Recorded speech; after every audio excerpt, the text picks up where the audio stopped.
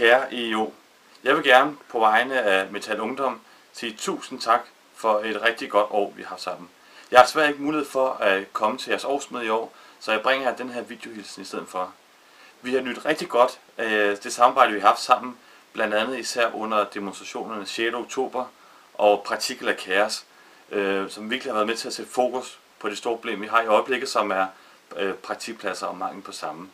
Så der skal lyde en rigtig stor tak til det gode samarbejde, vi har haft. Vi har virkelig nydt rigtig godt af jeres energi og jeres kræfter og vilje, som I lægger i arbejdet her.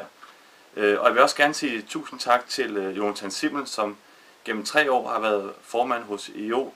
Det har virkelig også været en stor fornøjelse at arbejde sammen med dig, og jeg håber, at den nye formand, I vælger i år, kommer til at gøre det lige så godt. Så med det herfra vil jeg ønske jer alle sammen et rigtig godt årsmøde og et godt 2010. Ha' det godt, vi ses!